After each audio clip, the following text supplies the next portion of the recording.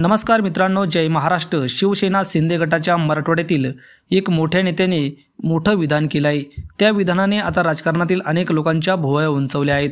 मित्रांनो, काय जाणून घेऊया सविस्तर बातमी। त्या अगोदर बातमीपत्र यूट्यूब चॅनल सबस्क्राईब केलं नसेल तर सबस्क्राईब करून बेल आयकॉन प्रेस करा।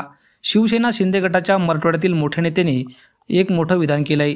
त्याने अनेकांच्या भुवया उंचावल्या आहेत। सध्या जे राजकारण सुरू आहे ते भविष्यासाठी घातक आहेत। मी आता विधानसभेला उभं राहणार नाही असं या नेत्याने म्हटलं आहे।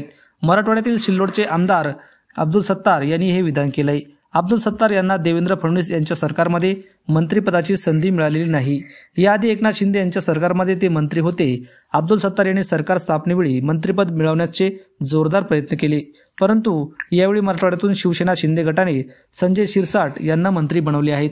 मुख्यमंत्री बनणाऱ्या लोकांचे हे हाल आहेत। सध्या जे राजकारण चालू आहे ते भविष्यासाठी घातक आहेत।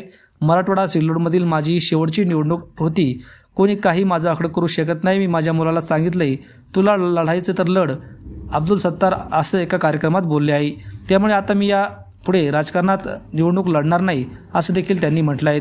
तर मित्रांनो, त्यांच्या या वक्तव्याबद्दल आपल्याला काय वाटतं? आपल्या प्रतिक्रिया कमेंटच्या माध्यमातून नक्की व्यक्त करा। धन्यवाद। जय महाराष्ट्र।